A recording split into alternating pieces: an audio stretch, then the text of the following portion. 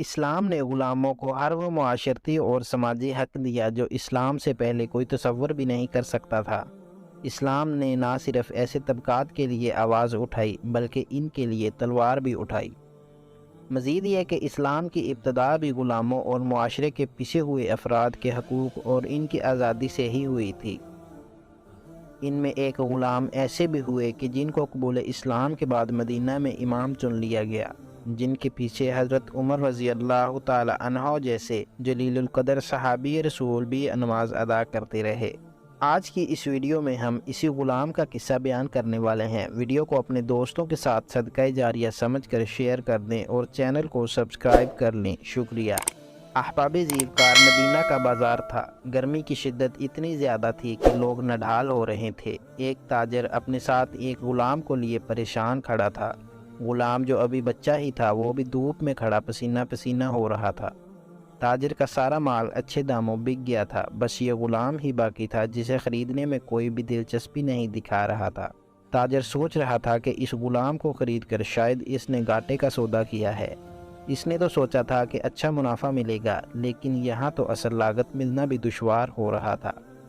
اس نے سوچ لیا تھا کہ اب اگر یہ غلام پوری قیمت پر بھی بکا تو وہ اسے فوراً بیچ دے گا۔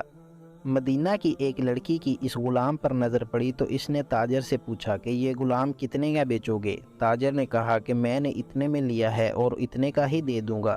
اس لڑکی نے بچے پر ترس کھاتے ہوئے اسے خرید لیا۔ تاجر نے بھی خدا کا شکر ادا کیا اور واپسی کی راہ لی۔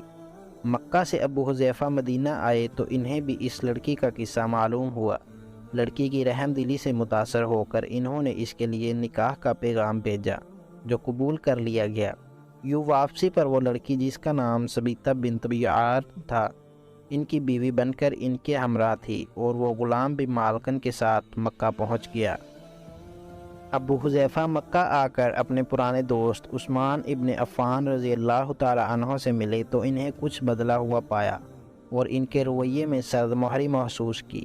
انہوں نے اپنے دوست سے استفسار کیا کہ عثمان رضی اللہ تعالی عنہ یہ سرد مہری کیوں؟ تو عثمان بن عفان رضی اللہ تعالی عنہ نے جواب دیا کہ میں نے اسلام قبول کر لیا اور تم ابھی تک مسلمان نہیں ہوئے، تو اب ہماری دوستی کیسے چل سکتی ہے؟ ابو حذیفہ نے کہا تو پھر مجھے بھی محمد پاک صلی اللہ علیہ وآلہ وسلم کے پاس لے چلو اور اس اسلام میں داخل کر دو جسے تم قبول کر چکے ہو۔ چنانچہ حضرت عثمان رضی اللہ تعالی عنہ نے انہیں نبی کریم صلی اللہ علیہ وآلہ وسلم کی خدمت میں پیش کیا اور وہ کلمہ پڑھ کر دائرہ اسلام میں داخل ہو گئے۔ گھر آ کر انہوں نے اپنی بیوی اور غلام جو انہوں نے مدینہ سے خریدا تھا کو اپنے مسلمان ہونے کا بتایا تو ان دونوں نے بھی کلمہ پڑھ لیا۔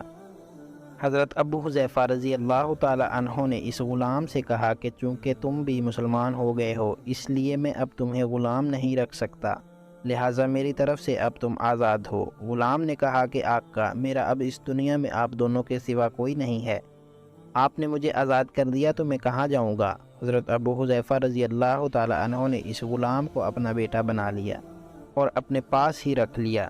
غلام نے قرآن پاک سیکھنا شروع کر دیا اور کچھ ہی دنوں میں بہت سا قرآن یاد کر لیا، اور وہ جب قرآن پاک پڑھتے تو بہت خوبصورت لہجے میں پڑھتے۔ ہجرت کے وقت نبی کریم صلی اللہ علیہ وآلہ وسلم سے پہلے جن صحابہ کرام علیہم رضوان نے مدینہ کی طرف ہجرت کی، ان میں حضرت عمر فاروق رضی اللہ تعالی عنہ کے ساتھ حضرت ابو حذیفہ رضی اللہ تعالی عنہ اور ان کا یہ نیپالک بیٹا بھی تھا۔ مدینہ پہنچ کر جب نماز کے لیے امام مقرر کرنے کا وقت آیا تو اس غلام کی خوبصورت تلاوت اور سب سے زیادہ قرآن حفظ ہونے کی وجہ سے انہیں امام چن لیا گیا، اور ان کی امامت میں حضرت عمر رضی اللہ تعالی عنہ جیسے جلیل القدر صحابی رسول صلی اللہ علیہ وآلہ وسلم بھی نماز ادا کرتے تھے۔ مدینہ کے یہودیوں نے جب انہیں امامت کرواتے دیکھا تو حیران ہو گئے کہ یہ وہی غلام ہے جسے کوئی خریدنے کے لیے تیار نہ تھا۔ آج دیکھو کتنی عزت ملی کہ ان مسلمانوں کا امام بنا ہوا ہے۔ اللہ پاک نے انہیں خوشگلو اس قدر بنایا تھا کہ جب آیات قرآن تلاوت فرماتے تو لوگوں پر ایک ماہویت طاری ہو جاتی اور راہگیر ٹھٹک کر سننے لگتے۔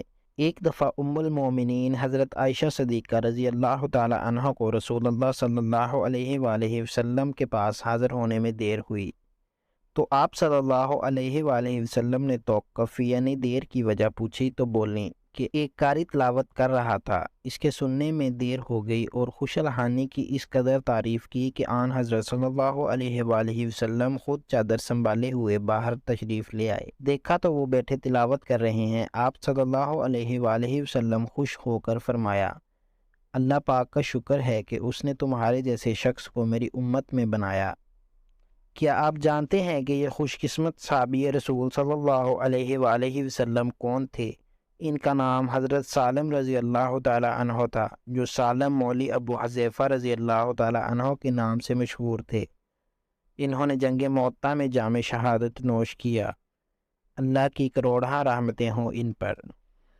جدید دنیا کے انسانی حقوق کے علمبردار ملکوں میں 19ویں اور 20ویں صدی کے وسط تک غلامی سے آزادی اور بنیادی انسانی حقوق حاصل کرنے کے لیے جنگ لڑی جا رہی تھی، جبکہ اسلام نے 1400 سال پہلے یہ عالمگیر پیغام دیا کہ کسی گورے کو کسی کالے پر اور کسی عربی کو کسی اجمی پر کوئی فوقیت حاصل نہیں، اور اس پیغام کو عملی جامہ پہنا کر اس کو سچ ثابت کیا۔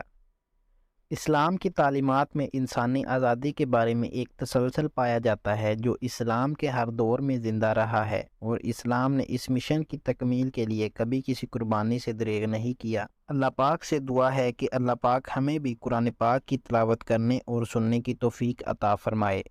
اگر ویڈیو پسند آئے تو اسے اپنے دوستوں کے ساتھ شیئر کر دیجیے گا، اور ہمارے چینل کو مزید ایسی اسلامک ویڈیو کے لیے سبسکرائب کر لیجیے۔